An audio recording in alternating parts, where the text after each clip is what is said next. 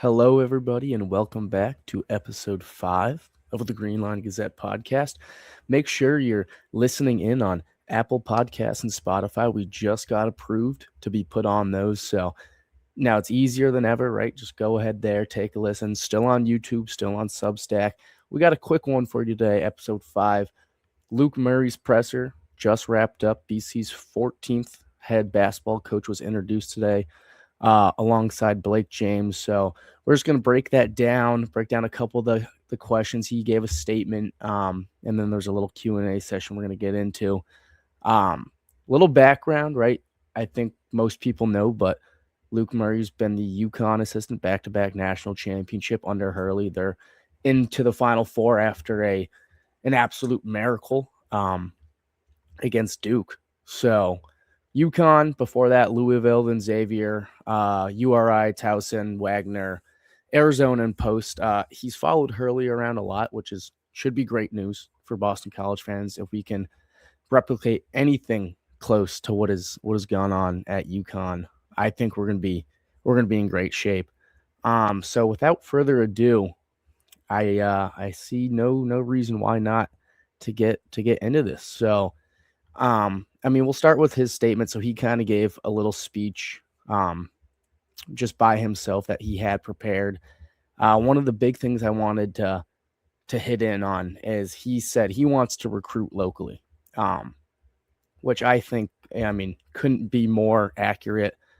It was hard watching AJ DeBansa, Brockton native, leave for BYU. Obviously, it wouldn't have made much sense for him to come to Boston College when we factor in things like the NIL and how the program was being run under Earl Grant. Not that it was his fault, of course. Maybe that's a discussion for another day. But yeah, Murray said he wants local recruits. He said they're really good players in New England and Massachusetts in particular, that he really wants them to stay home and play for BC. Some of the best players in the country play here in Massachusetts and New England, like Cooper Flagg too, right from Maine. So I think that's huge.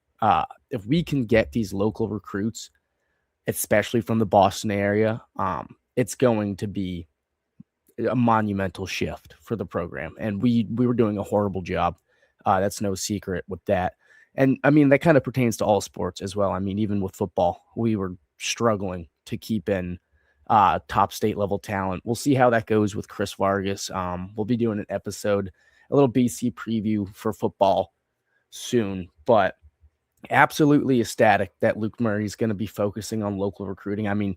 He's already got the roots down more than ever being at UConn under Hurley. He's a great recruiter. So no doubt that that's going to help us out a lot. Transfer portal opens this coming Tuesday, day after the national championship Monday. So hopefully come Monday night, he will be a 3-time national championship. And then Tuesday morning, that portal opens right up. I'm sure we're going to see the departure of a lot of current Boston College players.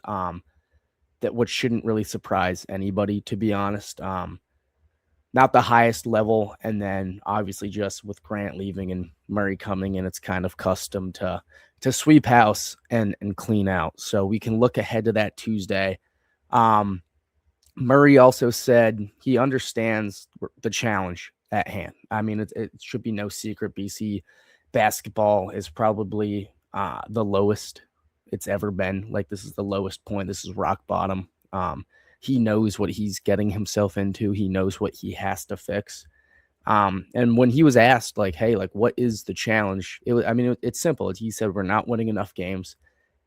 That leads to a bad rap in college basketball. And that's what you do. You hire head coaches to win games. It's a simple formula, at least on the surface. So he said his number one job is to change that. We will see how he does come this fall. I really, again, have high hopes. He brought the energy. Again, under Hurley, this guy's a maniac.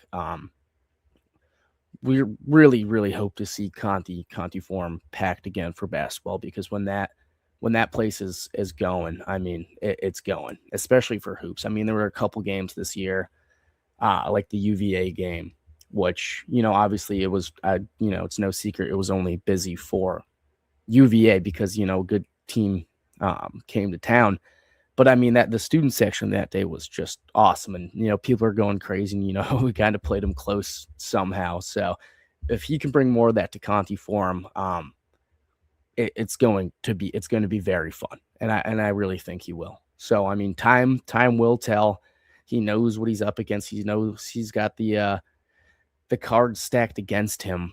Um, so, we'll get into the Q&A, right into that. Speaking of the cards being stacked against him, he was asked, was he given assurances by the administration, by Blake James, and Father Leahy, Father Jack, that he would be provided the resources and the funds to compete in the ACC and compete on the national level?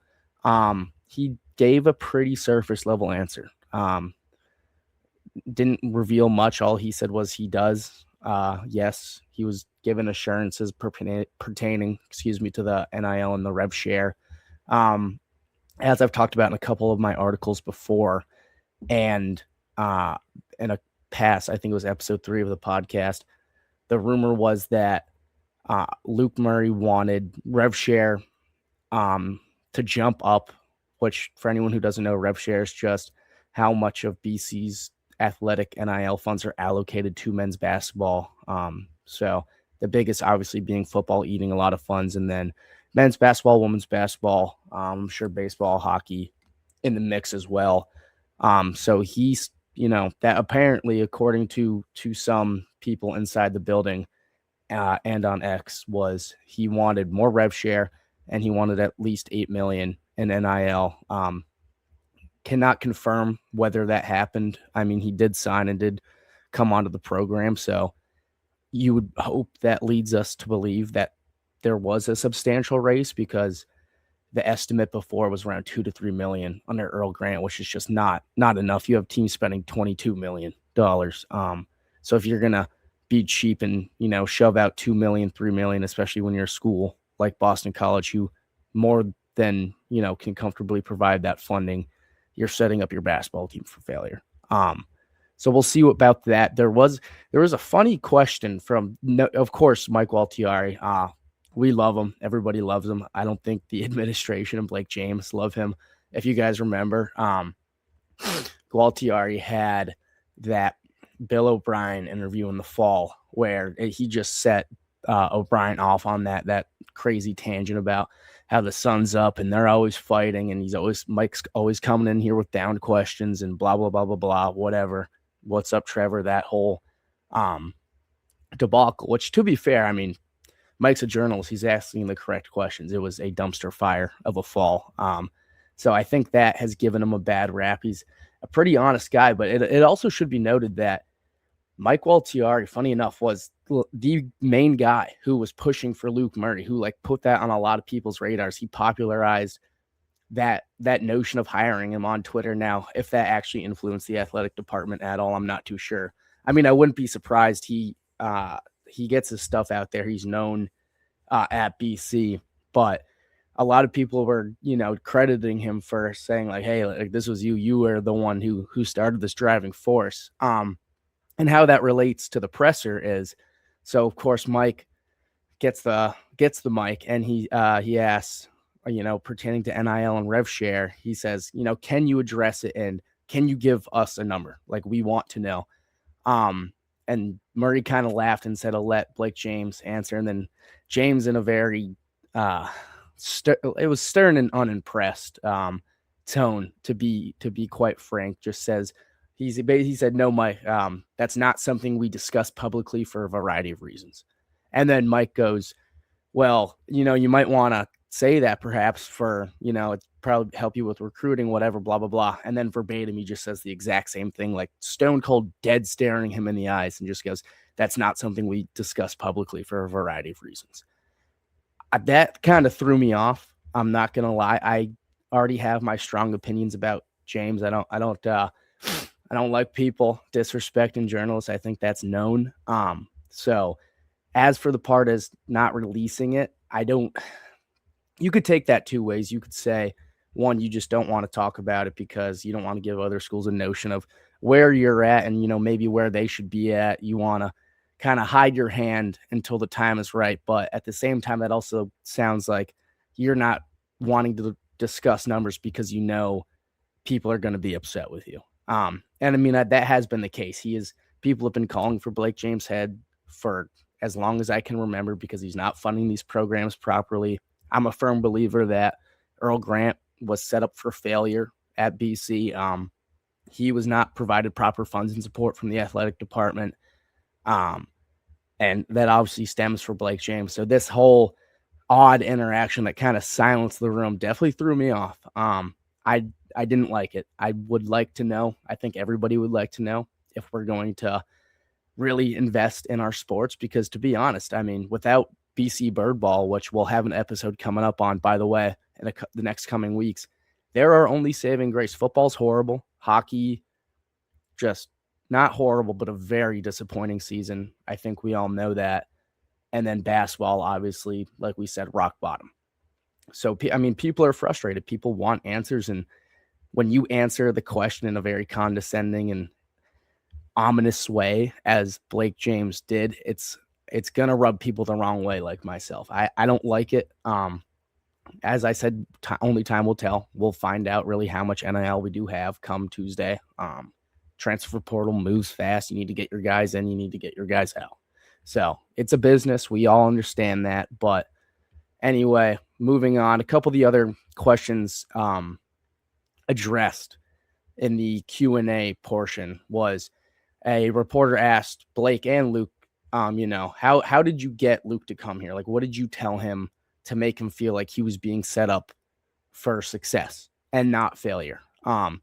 Again, Blake James didn't really reveal much. He said, Boston's an international city. We play in the ACC, which he says he firmly believes the ACC is the best conference in college sports. I mean, blatantly wrong for a variety of reasons. But I mean, when you are an ACC AD, you have to, I guess, be a homer and pull for your own guys. But just funny that he was so confident about that. And then he said the high academics. So again, not really disclosing much because this was an 18-day search process. Schools like Charleston and UCF found their coach within 3 days.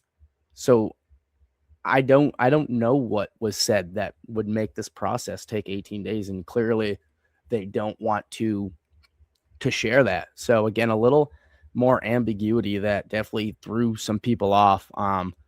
Not really a fan of that. I mean, they also talked about how, Boston College is in a tough market. You're in a heavily professional sports dominated town, right? Bruins, Patriots, Red Sox, Celtics, whatever. So, how do you combat that? And I didn't know this, great news for me is that apparently Luke Murray said he's very close with Joe Mazzulla, Celtics head coach. Mazzulla, like Hurley, just absolute psycho, great basketball coach. If you can get Mazzulla in the building, get anything to translate to BC basketball through Luke Murray, we're going to have a team full of psychos. It's going to be awesome. It's like Mazzulla has just got that killer mentality, again, like Hurley. And if he's close with Murray, again, being in the same city, one, that's great for, team mentality, but two, that's also really good for recruiting. If you can pitch that you have one, probably, I would say he's going to be the NBA coach of the year this year based on what he did without Tatum. Every major network, the highest win total they had him projected, I think it was NBC with 45. They're already at 50. Most people had him with a losing record. So if you can pitch to recruits that, hey, like here's Mazzulla, he's going to talk to you, he's going to mentor you, he's going to come in the building when he can. That's a huge bump, especially from where we were. So very excited to hear about that. And then good friend Nick from WZBC, Boston College Sports Radio, that I do the broadcasting for, asked a good question just on attendance. Like what he said, what is your message to students to get people to show up? Because I mean, it's no secret that Conti is called the morgue, right? There were games I went to this year that there might have been 50 total students, and that could be generous. It was absolutely dead. You can go look it up on X, Twitter, just like the BC basketball attendance, and it is pathetic. It is an empty building for an ACC program that should never be the standard. But Murray basically said, he needs his players to bridge that gap between basketball and then the general BC community. He said that goes for himself as well.